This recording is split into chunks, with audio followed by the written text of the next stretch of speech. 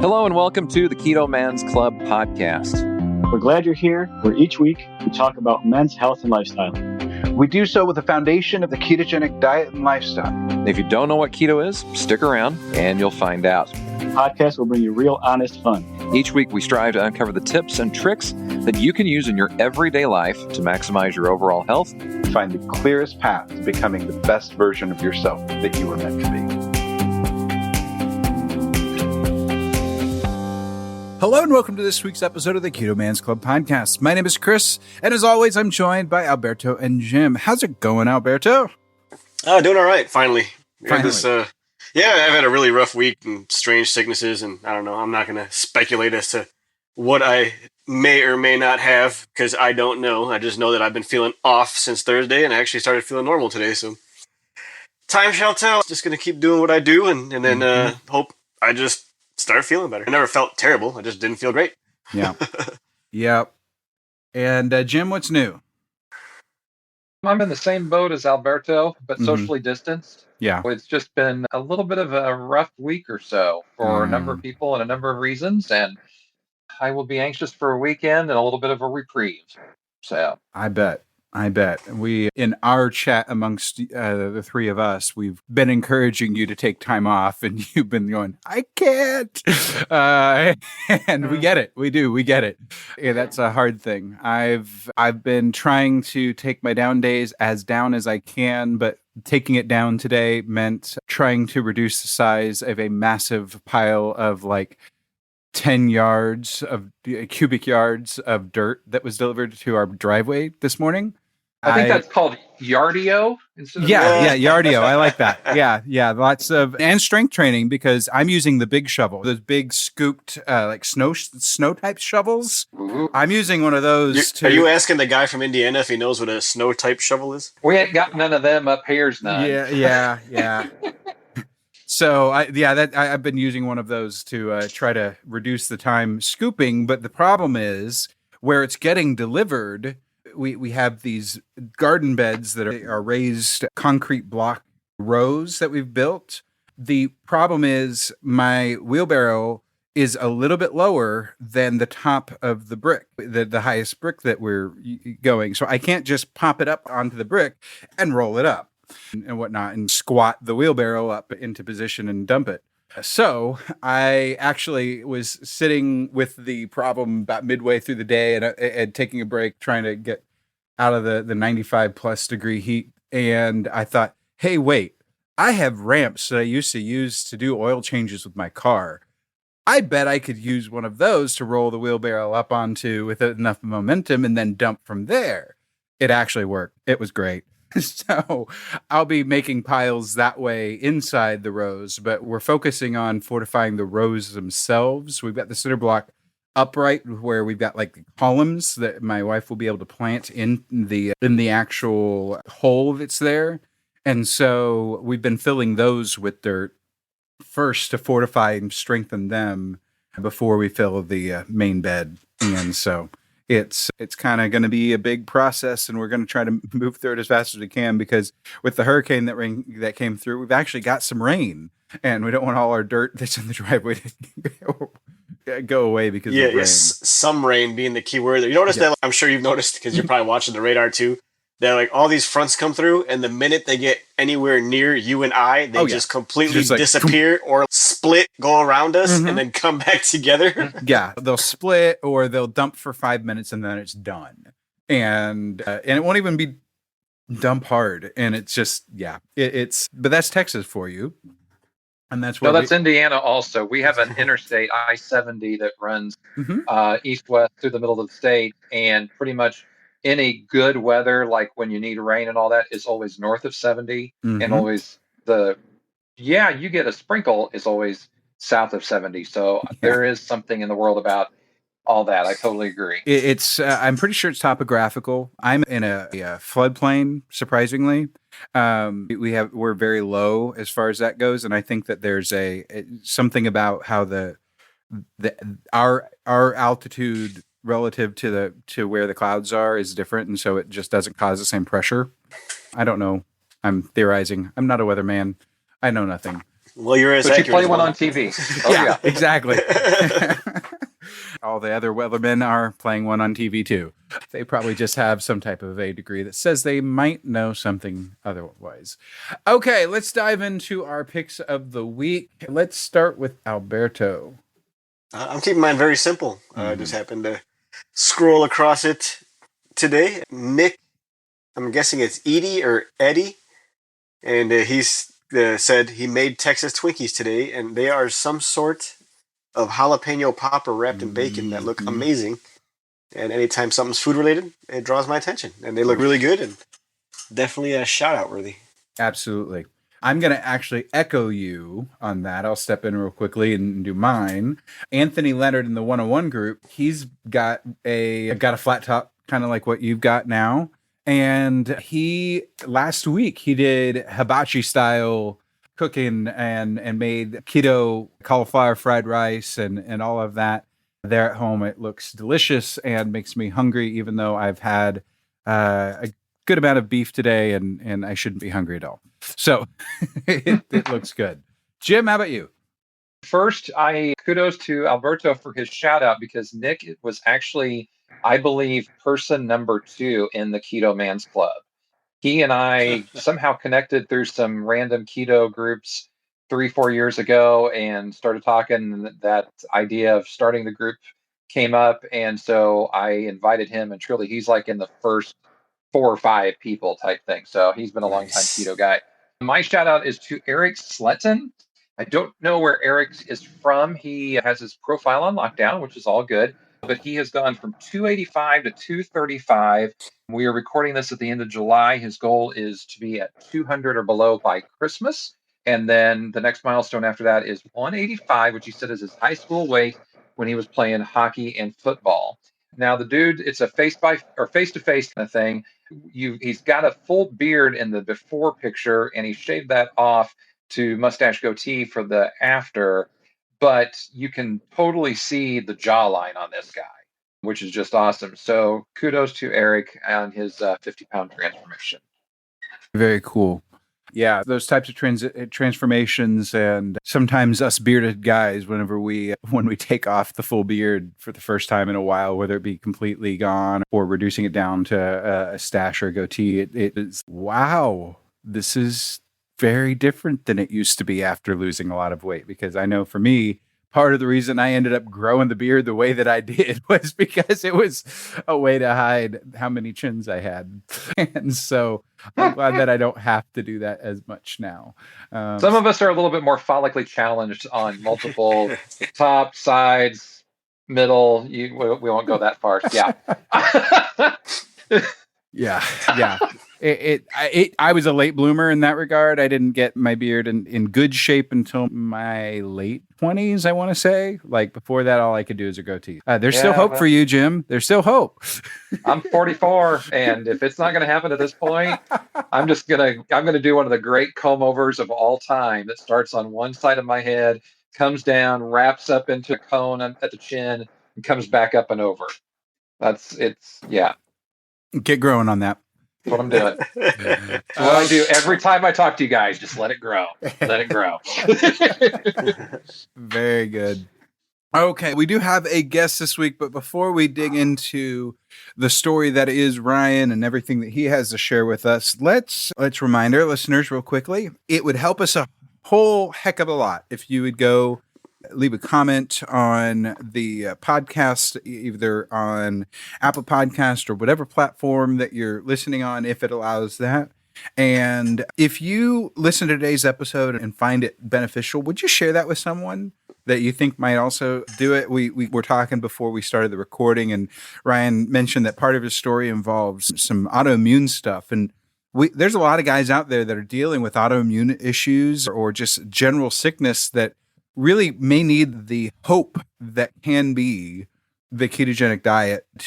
Prognosis is that for most medical practices are incurable, unsolvable. You're going to be on meds the rest of your life. And Alberto is a living proof that's not the case, but we're going to hear from another person today. So If someone listened with an open ear, listen to Ryan's story, and if you find value in it and think that others might, please share that, whether that be publicly or individually.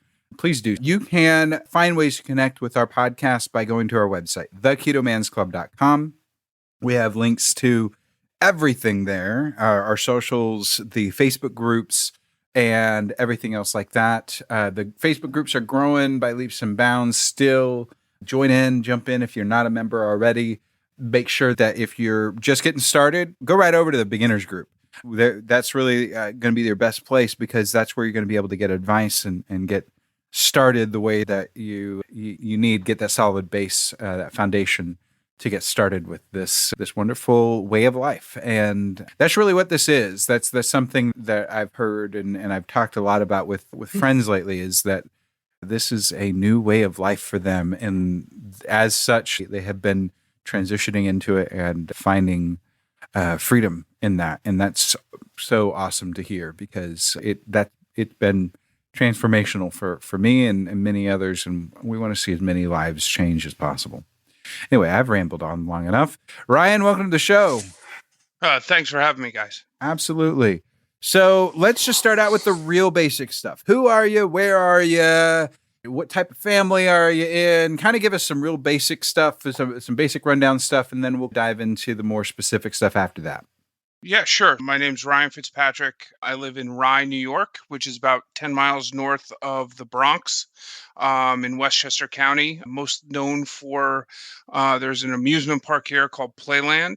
You might have seen it in the movie Big, where Tom Hanks is on the boardwalk playing the Zoltar game at the end of the movie. Oh, yeah. That's filmed in Rye. That's about the big claim to fame here. Also, I believe Barbara Bush lived here, Amelia Earhart, and Flea. So, that those guys all go together, right? They do now. Yeah, no, I've got a family, my wife, 2 kids, 12, and a boy 12 named Gavin, daughter Reese, who's 9.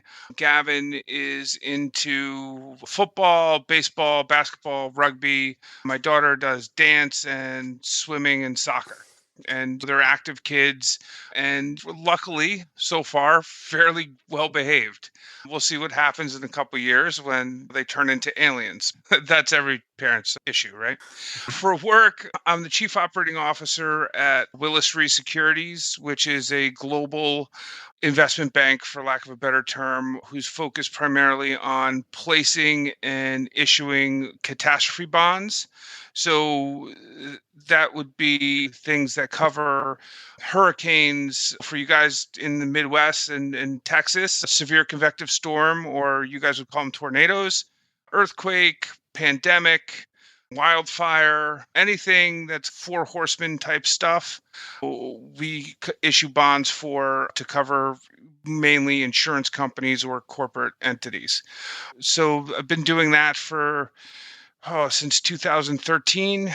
And before that, I've been in finance for the last 5 years or so. Worked at different financial institutions like Credit Suisse, UBS, Citigroup, TD Waterhouse back in the day before it became TD Ameritrade. And from there, in my spare time,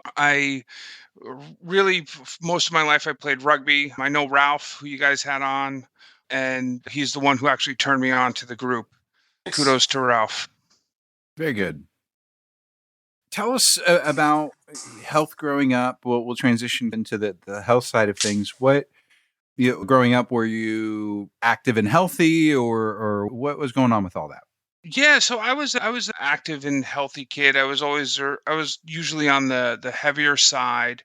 I played the sports that I played up through high school, and I played at a fairly competitive program in high school where we had some guys who were on the teams that I were on go pro, and they played Division I colleges and all that good stuff.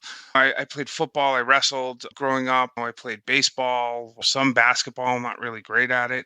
I was always an active kid. On Saturday and Sunday, be on the bike with my buddies and just riding around all day until the lights came on, and then it's time to go home. So that was basically my childhood. Always with a ball or something in our hands, doing something, or on our bikes. Yeah, it's funny. Like my childhood was exactly the same. It was one of those things where it's you just woke up in the morning, ate your big giant bowl of cereal, hopped on your bike and hit the road, and then maybe came home for lunch just quick enough to wolf something down and get on your bike and hit the road. And then as soon as the sun started going down, you knew it was time to get back home before you got in trouble. Yeah, and I'll tell you what's really great. Let me hold on. Let me back up a second. What's interesting, I should say, is that during COVID, you went from a situation where my 12-year-old was never ever doing any of that, and then during this lockdown pandemic, whatever you want to call it, he and his friends now have reverted back to what we were doing, whereas I'm going out and I'm on a work call and he's just walking out the door on his bike and grabbing his bike and going, and I have no idea where he's going, which is great, but that's not the way it was, call it last year, where he was like, he's scheduled, I've got to go to this practice, I've got to be at this practice, I've got a game at this time. And then I was basically a sports Uber for both my kids last year. And this year it's a little more back to, even my 9-year-old will go down around the corner on their bike and go over to her friend's house, which is a far cry from the state of play that was 6 months ago. Yeah, that's understandable. It's and I must say, wait, before we go any further, how long has your 9-year-old been riding on two wheels? She's been about a year and a half or so. Yeah, see, when my daughter listens to this, listen to that, Samara, year and a half, not like 4 months ago when you decided you finally wanted to tackle it yourself. Well, yeah.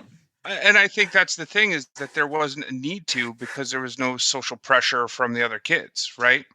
Yeah, absolutely. And it was funny, 'cause I've talked about it before, where she outgrew her bike, and we just happened to be going to Walmart for something. I'm like, come here, I gotta show you something, and drag her by the bikes. I'm like, this is the size of your bike now. Now I'm gonna look this next row. These are the next size up. I'm like, you see something these bikes don't have? And she just looks at me. She's like, training wheels. I'm like, you got to get on it, kid. If you want another bike, like you got to. They don't come with training wheels anymore. You just got to rock with it. And then, so likely, like I said before, she caught a video of her cousin riding on two wheels, and that day she decided she was going to ride on two wheels. And lo and behold, a few hours later, she was off all by herself. Yeah, and that's the whole thing. It's just they want to, and I would say that about most kids' sports, is that 90% of it is confidence until they hit puberty, and then the talent really starts to come out. Granted, at the younger ages, you have kids that are better than other kids that have more skill, understood, but a huge portion of it is just confidence. And the kids have confidence, then they can keep pace with even the better kids. So were you a confident kid? Because you said you were doing all these sports and everything, and active and healthier, but you were a bigger kid too, you mentioned. So obviously in football, I did well. In baseball, I did well. But I'll be honest, I didn't really put sports together as being a better athlete until I hit puberty, until I was in 7th and 8th grade. I'm a bigger guy, so Which let's pause there. What does that mean? So I will say I was close to 6'4", but after the years of rugby, I'm just shy of 6'3" right now. So I lost about a half inch due to all the scrummaging that I went through, where I actually got a little shorter. You know, I'm about 275 at present, but when I was in the best shape of my life, I was carrying about 270. Where I would never say I was ripped, but I would be what you would call, I was in shape and just big and strong, for sure. Okay. Yep. Okay. And and when I get to what happened over the years and how I came back down and the yo-yo that occurred, you'll and where I am and what my mindset is right now. So we got you through puberty. You played sports in high school and whatnot. So then you get out of high school. What happens next? So I left high school. I went to college at Western New England, what's now Western New England University. I was going to play football there. I went to the first two practices, and was just like, this is not for me. I came from a very good football program in New Jersey that is nationally ranked now. It's in that like super national schedule. Bergen Catholic, where Brian Cushing, for you Texas guys, came out of there, went to USC. Mark DeRosa, who played on the Cubs, was a sophomore when I was a senior, and you had Eric Lane, who played for Tennessee, the Giants, and the Falcons. Where he was our halfback when I was there. We had a couple other guys who played D1, and there are other guys who were seniors when I was freshman that are now coaches in the NFL and well regarded. So it was a sports factory. I played there, left, came from a program that was a winning program, knew what winning was, went to the college and went to 2 practices and was like, this is just not for me. I'm not going to see the field for 2 years, and these guys don't know how to actually get it done. And it didn't make sense to me. So I went and I started playing rugby, and I played rugby all through college until I was 38 years old. And that's when RA reared its ugly head with me. So probably during around 2005 is when I started showing symptoms, but I didn't realize it. Where I would, an RA, rheumatoid arthritis. I was about to ask. Yeah, I would leave practice. I would go home, and my hips would be locked up, and I'd be like, oh, I got a hip pointer. I'll stretch it out and so forth and so on. But it wasn't just a hip pointer. And one season I started running with a limp. No idea why I ran with a limp. So I went to the doctor, did the orthopedist thing. Says, yeah, you have some minor osteoarthritis, but nothing to be concerned about. Did a microfracture surgery to try and stem it. A bunch of different issues looked at. There was always something wrong, and just dealt with them. But then when I was about 2008, let's call it 7 or 8, I was living in Hoboken, New Jersey, and I moved to the Jersey Shore, and I switched rugby clubs, and I was playing for a different one. And there was just a point in time where I was going to the gym regularly on a bike or the elliptical or trying to run on the treadmill, and my body wasn't moving fast enough to get my heart rate into the red zone, where I just couldn't get my joints to work in the way that I wanted them to work in order to get my heart rate spiked. And I couldn't get my heart rate to where I wanted to get it. So I thought, oh, it's just a matter of me getting old, and it's a matter of my joints being abused for so many years. This is what it is. And so I started swimming, and I started running in the pool. And even still, I couldn't get to the point where I was cardiovascularly fit enough to play well on the rugby field. So 2008, 2009, I said, look, I can't play at that level. The coach was already looking to pass me by. I was about 38 or so, put in some younger guys, which rightly he should, because I wasn't playing well. And and so at that point, 2010, we actually moved, and I stopped playing rugby at that point. In 2013, 2011, I decided that I was going to make the switch to triathlons because, of course, I can just do triathlons at that point. I trained for one, ran an Olympic, enjoyed really the swimming and the training, but hated the actual race. Did that in 2011, and I had a moderately successful time. I was under 4 hours, which was fine for me. At that point, I was like, okay, fine. It's my first one. Okay. So the next year it comes again. It's in town. It's great. It's an Olympic. I start training. I'm training, and my times are getting worse and worse. And I'm putting in more effort, and I can't get my cardio to spike. I can't ride the bike I can't get to the 20, mile an hour mark on the bike sustained for a period of time, and I start saying, okay, there's something wrong. Unfortunately or fortunately, my mother-in-law during that time was diagnosed with lupus, and my wife had suggested that I go and I see her doctor to see if there's some autoimmune issue with what was going on. I went in to see Dr. Berman at the Hospital of Special Surgery, who is a fantastic doctor. And there's no other doctor I've ever been to in my life where I was literally in her office for 2.5 hours. And she sat me down and went through everything in my life, all the breaks, all the injuries, all the different things in my life that have occurred. And by the end of it is, you have rheumatoid arthritis, and we're going to give you a blood test, but it really doesn't matter what the blood test shows because you have it, and you may have something called psoriatic arthritis as well, but it doesn't matter because we would treat it the same way. So I left there 2012, and I was like, okay, I have rheumatoid arthritis. Great. She's going to give me some medicine and I'm going to be fixed.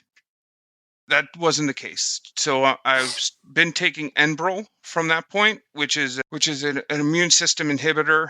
Basically, it slows down my immune system. So I am immune compromised in the current world. Everybody's like, your comorbidities and all that stuff. It's like, yeah, I have an issue and it's fine. And I've been taking Enbrel since then. And in 2013, I tried to play, or it was really 2012. I tried to play rugby again at the end of 2012 in the fall. Didn't work out. And then I started coaching a team in 2013, as opposed to playing. I started coaching, and then 2014, I ended up starting a youth rugby program here in our city, in our town, and we've had some great success there, growing the sport from that. But now, what happened from 2013 to present, I've been looking at alternatives to what the Enbrel was doing because it didn't necessarily get the job done. I was going through what I would call phases of the drug would work great, and then I would have what they call flares, where I'd be knocked on my butt. It was tied to weather. What I thought was the predominant one was weather. And you would see when there's a delta or change in humidity, I would be affected. So example would be yesterday I woke up and I didn't feel myself and I couldn't get my gears going mentally. It was like almost like a keto fog that you would get, but it was because of the weather change. Or you'll get situations where you can't close your hands all the way. There's pain in your joints. You feel it's like the worst flu you've ever had type of feeling. So that will happen from time to time, even though you're on this high-powered drug. And the issue for me was, let me try some of the other things that are out there. And I have a friend who I grew up with. Her name is Deb. Deb was diagnosed with lupus and a couple other autoimmune issues. And oddly, and she's actually pretty funny. She says, I always wanted to be called fascinating by a man. I just didn't want it to be my rheumatologist. And yeah, autoimmune jokes are the best jokes. But before we get too far ahead, just give us the very broad overview of RA. Like in your words, to explain it to people who might have no idea what it is. Just break it down for us real quick. Sure. So RA is an autoimmune disease where in short, in layman's terms, my immune system is overactive and it is attacking basically there's like a thin layer of tissue in your joints. And for whatever reason, my immune system is attacking that tissue. And so it causes swelling. And if you happen to Google RA feet or toes or RA fingers, you'll see that it causes massive, call it malformation of the joints. And so there are times when if I was writing and I had a bad flare, I would have to stop, shake my hand out, pick up the pen again because I couldn't necessarily grasp the pen. And so it can impact you where like the test when you go to the doctor or the forms you fill out, they're like, can you button your shirt? Can you do this? Can you do that? And I'm like, wow, I feel great about myself because I can do all of this stuff. People that can't. And I'm like, I'm happy that I'm not there. But at the same time, I'm like, wow, that could be my future unless I start doing some proactive stuff. And that was my mindset was how do I, and so I was always pinging my doctor who has the patience of a saint. Oh, I see that there's this new, study that's going on where they're like shooting electric shock down people's neck to stop the RA. Can I get involved? Can I try this? Because I just want to make sure that I'm trying to do most I can to solve this. And I don't think, and when I say solve it, that's not the right answer. The right answer is to not be in pain. That's the goal. To manage it. Mm-hmm. I just don't want to be in pain. And that's my mindset. Right. I don't want to be in pain anymore. I don't want to feel terrible because it becomes very depressing very quickly. When you sit there and you're like, I have to live the rest of my life with this. Like you go 2 days in a flare and you're like, I don't know if I can do this. And it's miserable. Yes. And so anyway, so Deb had turned me on to the concept of leaky gut. And so this was probably my first run through of keto. Like I had heard of the Atkins diet back in the day, like in the 90s. It was like the rage, and I dabbled with it. And then like I looked at this as okay, and I had done some IF before. Keto, this was my first time. So I was like, okay, leaky gut is this concept that if your gut isn't healthy, then it's leaking into the rest of your system. And that's what's causing your immune system to attack the joints because there's something in the system. We have to just attack anything we don't recognize. So that's the concept in layman's terms.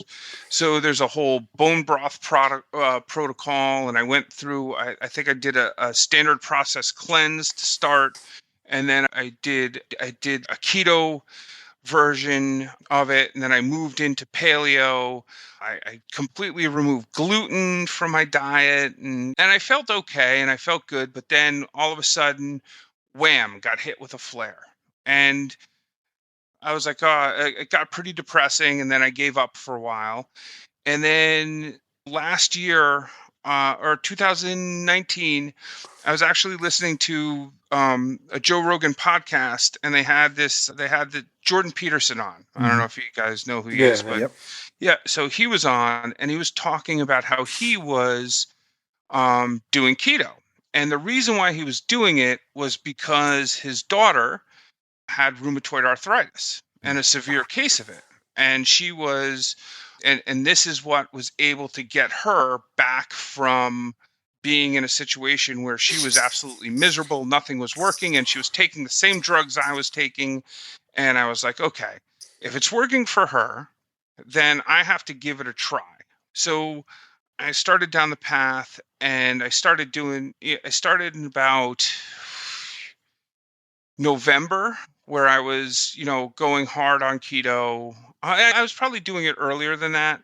I probably did it. No, I'm sorry. It was 2018. I did it for about 6 months, and I was doing it in a way that wasn't sustainable for me because it was about, I was measuring my grams. I was peeing on sticks. I was looking at all this different stuff, and I'm trying to calculate, and I'm reading labels, and I'm doing all that kind of stuff. And that's just not going to ever work for me, especially when I've got a house full of kids. Got the kids here. They've got their crap food. I'm making them food, and then the next thing, like, I'm having chicken nuggets and fries for dinner. My wife has a chocolate cake sitting on our kitchen table right now. I know it's delicious, but I will not even tempt myself to even take one bite of it because I know I won't be able to stop. But going through all of that the mechanism of measuring and weighing and looking and doing all this stuff, to me, made it not sustainable. So I had done that in 2018. Year goes by, and I took another crack at it where I was like, okay, I'm going to do this my way. And what I started doing was I was like, look, I don't care if I get my macros. I know that I have to be under 45 total carbs for the day. I don't care how much fat I will have a bullet coffee in the morning, and I will do IF from 8 p.m. till noon every day. And that's the way it's going to work for me. And if I need to eat something, it's going to be an animal protein. And because of work, I was traveling a bunch where I was going to the UK and to Amsterdam and traveling to these different places. And I was like, look, I have to be able to go out to dinner, eat in a restaurant, and and keep myself to the point where I'm still on track, but I'm not sitting there pulling out and say, can you take this off? Can you take this off? It's way easier to say, give me a steak. Thanks. Mm-hmm. And that's what it had to be for me, was just eat animal protein. So I'm almost carnivore, except for the occasional almond here and there, the occasional broccoli, and maybe a Mick Ultra after I play tennis now and again. Very cool. Yes, sir. So it sounds like you're getting your protocol down. You've got you've got some of, if not most of, your health back. Do you still have the occasional flare up at this point? It is, I do, but it's much more muted. Yeah. I would say that the keto lifestyle diet, whatever you want to call it, has definitely helped in that I do occasionally get a flare, but instead of having a flare for a week, I have it for a day. Yeah. And it's far less than where I'll wake up and I'll be like, oh, I'm stiff today, as opposed to being like, I can't get out of bed. And then I can't, I can't work. How am I going to do this? Like, my brain isn't functioning. So it's a way different feel than what it was. And real quick, like when you feel one coming on, are you able to like backtrack and figure out what caused it, or are yours completely at random? Because with stomach issues, it's not like you're gonna know exactly what caused it, but you look back in your head and you'll be able to get a general idea. Okay, this was the time of my life a couple weeks ago. Something I wasn't eating, I was out of town, or something along those lines. So I can tell you a couple things that are interesting. That over the last couple of years, I've been not keeping a log, but definitely looking at what I'm doing. And that's how I got to where I am, where I know that weather is definitely a component of it. It's definitely affects me. And there's nothing I can do about that.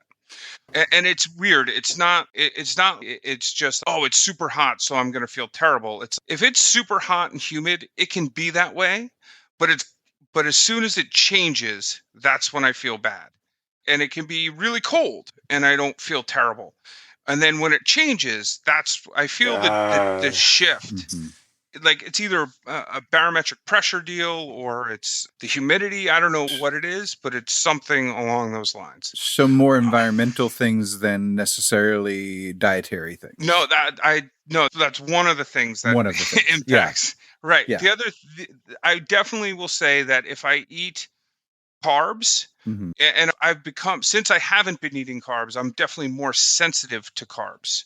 So if I have too many carbs, like I might feel a little something. But if I go off, right, for whatever reason, if I just go off and have 120 carbs for the day, I will feel it the next morning. Sure. There is no question about it. One of the things that over time I've come to realize is that, like, dark beer really will impact me in a negative way. And this is before I was doing keto. Yeah. This is just an RA thing. That is interesting. That's the exact same thing with me.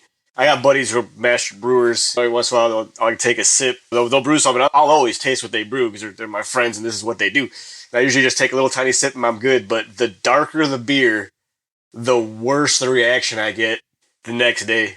And I had it to the point where, this was years ago, where I actually drank like a whole beer, which is not that big of a deal in most cases. But I kid you not, a few hours later, I had 100% food poisoning symptoms that did not go away for almost 24 hours.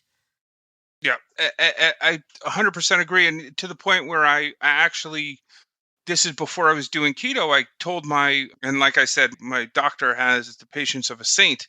I was like, look, this is what happened. I actually was drinking some porter that I had picked up at the supermarket, and I had 2 or 3 of them, and the next day I felt miserable. I'm like, is there a study that does this? If not, this would be a great study to do to show the effects of dark beer or dark wheats on the body related to RA. And obviously she thought I was a lunatic and went about her, being a scientist. I think there's a lot to that where we have to do these N equals 1 experimentations to find these little things that affect us in one way or another. I can say for a fact that after doing N equals 1 experiments on myself when I was using the continuous glucose monitor, I know that I have a pretty severe insulin spike whenever I have the quote unquote low carb protein bars, because they are using that modified starch, whatever it is, as their flour substitute.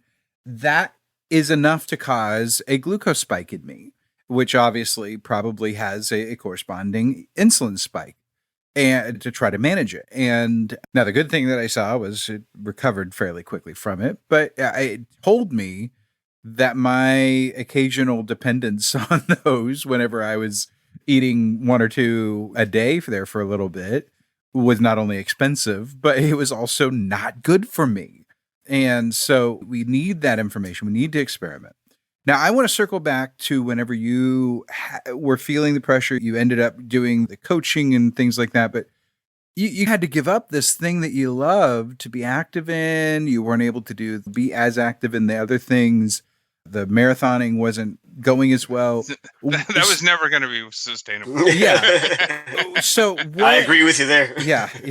What was that like psychologically for you? What did you deal with depression as a result of that? It was hard. It was hard because so the game itself is a lot different than other sports in that it is a very social game, in that we used to play on Saturday, then we would go afterwards, and each team, you'd have a party where like you'd invite the other team.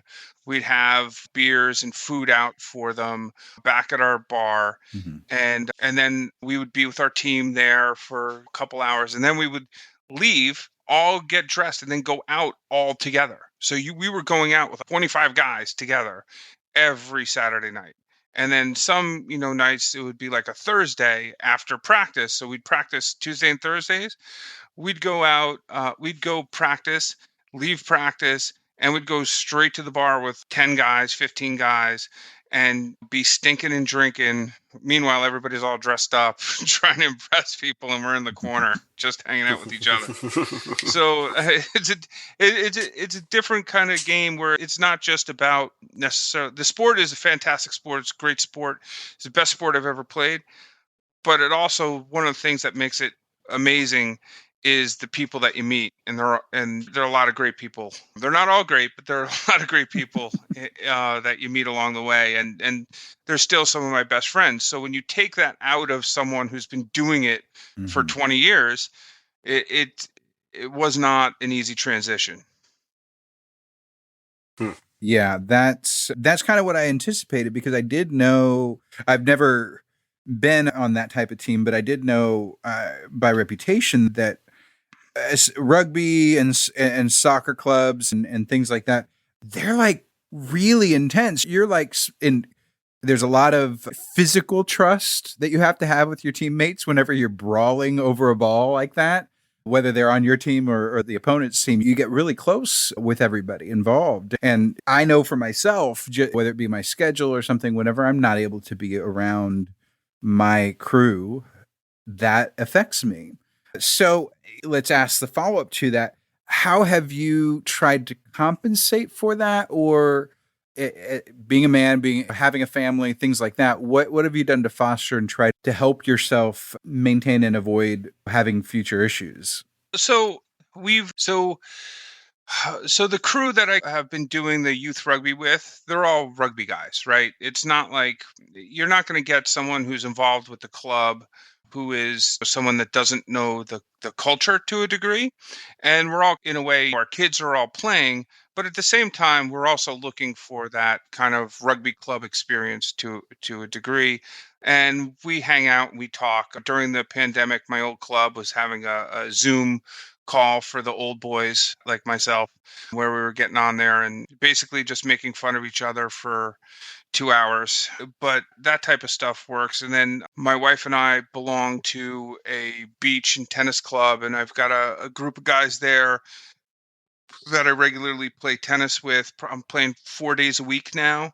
And we also started picking up lawn bowling just because the club offers it. And we figure that give us a year and we could beat these guys who are 90 years old for the club championship. Or we'll play the long game and eventually we'll be the best because they won't be around. Oh man, that's hilarious. So what would you say was the thing that surprised you the most when you started leaning into keto and started reaping benefits from it? I think the thing that surprised me the most about keto itself was the number of products that are actually out there that claim to be keto. Now, some of them I've used and I liked. Others of them I don't believe that they're keto.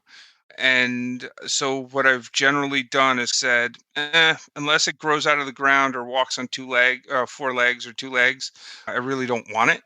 And I try not to do that. And I've actually gone to the point where I'm I would call myself a novice hunter at this point, where I've had moderate success for the last 4 or 5 years, and I'm getting more and more into hunting. And I think that from a keto perspective, there's nothing better than free range grass fed venison. Or I went on a hog hunt with my uncle and my cousins and took down a large hog. From that perspective, I am trying to stay away from anything processed whatsoever, regardless of whether it says keto, organic, any of it, because I just I, I just see that it's just rife for being manipulated and not doing what I need to do because my overall goal right now, and I'm sure we'll come back to this, is not weight loss right now, Yeah. although that is occurring. But my overall goal is to not feel terrible. And that's my motivation, is to keep at bay the pain. And so I'm eating for that. And every day that I do that and the supplements I take, all of them are geared towards anti-inflammatory. So what what your experience has been, it seems like you are definitely bearing the hallmarks of a success story in this. So you've taken control of this health condition and you're not taking any prisoners as a result.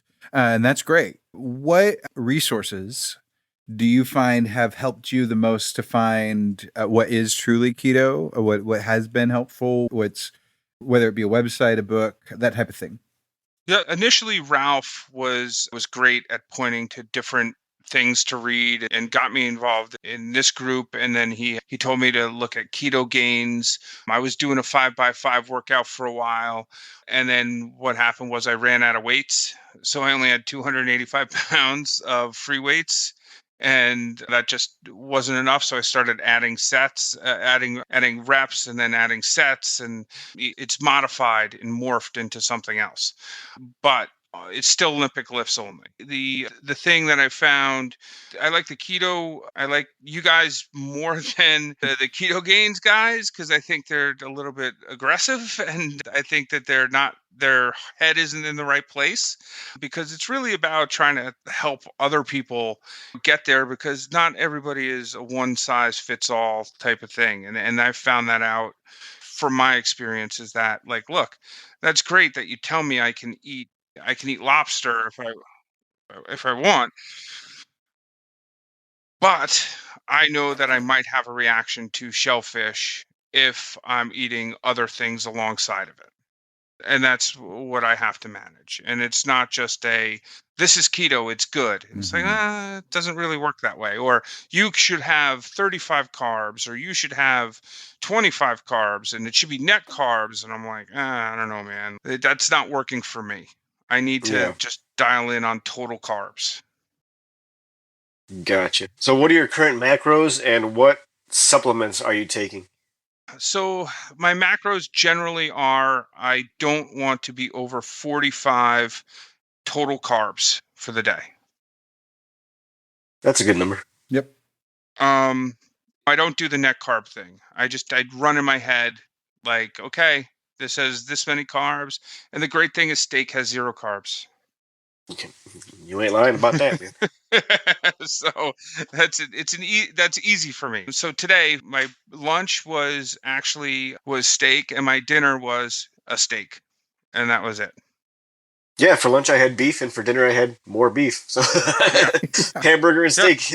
It's not a bad way to go about things. No, not at all. It was easy. But as far as supplements, the morning I take apple cider vinegar. I do water and apple cider vinegar. I take trans resveratrol, and that's anti-inflammatory and also decent for the heart. Thinking that there is a history of congestive heart failure in my family, so trying to protect the heart is always something that is in the back of my head. Ashwagandha root powder that blocks cortisol.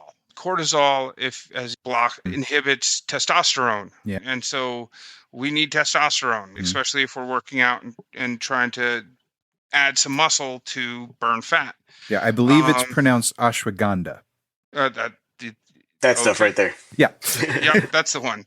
Yeah. And then I take, before bed, I take 5-HTP, and I take some CBD oil that actually my buddy owns a farm called Upstate here in New York, and I've been taking that for bed as well. Very cool. Now, is that CBD that you're getting, is that hemp-based, or is that actually cannabis-based? That is hemp-based. Okay. New York, we cannot have cannabis-based. Same in Texas, unfortunately. I've heard, not just heard, I'm the editor for Fat Fuel Family, and they did like a month on cannabinoids and cannabis products, and they did talk a lot about how the balance of CBD versus HTC and all of that type of stuff, and how CBD generally, this isn't always the case, but CBD that is derived from a hemp product is actually like 1/10 as effective, because it only has 1/10 the cannabinoids in it that the HTC based, or the actual cannabinoid based CBD is capable of holding. So it was an interesting thing to learn all of that. And unfortunately, yes, we live in a state that we can't order those products.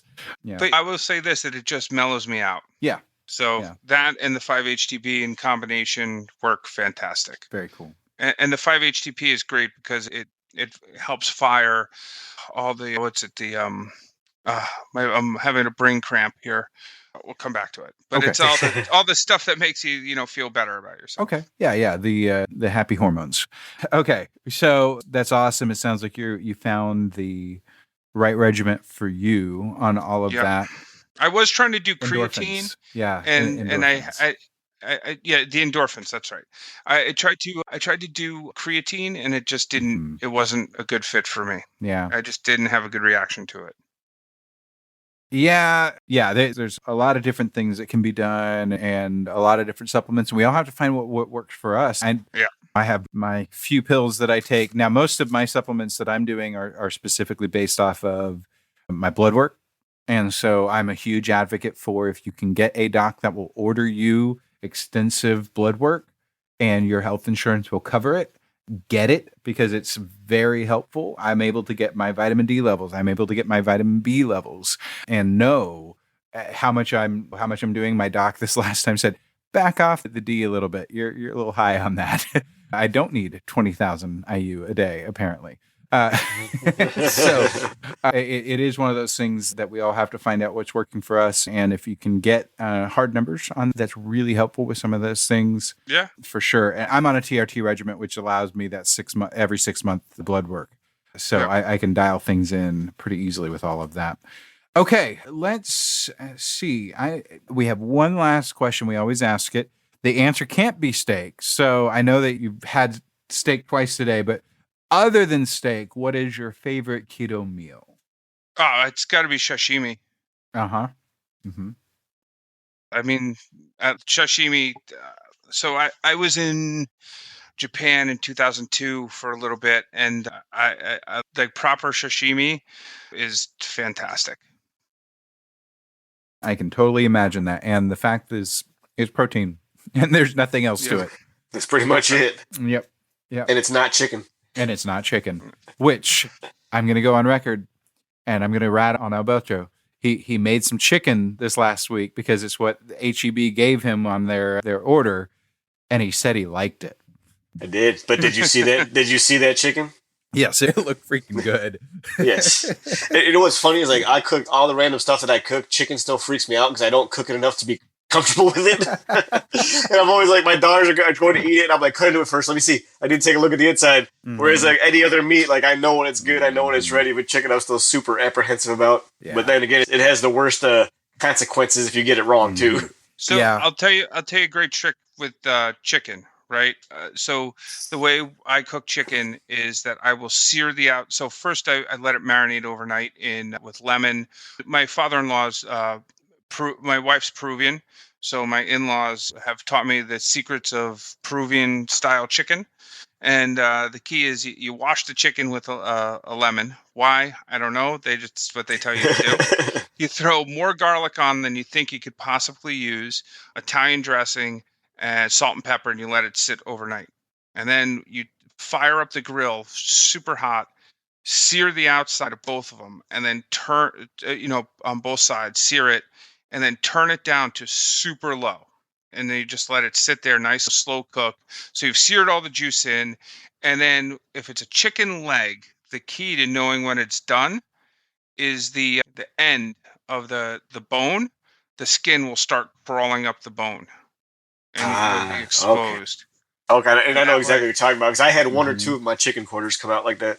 Yep. Yeah, and then that way once it starts firming up, then you start looking at it, and and you can tell by how firm it is whether it's done or not. Nice. I took notes. Yeah, absolutely. That's a great tip. Okay, how can people connect with you online, whether it be just in the Facebook group or on Instagram? Yeah, sure. I really don't use Instagram, although I do have an account. Facebook is probably the easiest, which would be I'm in the keto group. My handle, I guess you'd say, is Ryan Edward. It's my first name, middle name. And then if you want to find me on LinkedIn, Ryan Fitzpatrick, and I'm at Willis Re Securities. Very cool. Jim had some technical issues about halfway through with his audio, so he's been here, but he's in the background kind of just listening in, taking notes and all that type of stuff. It's not that he didn't like your conversation.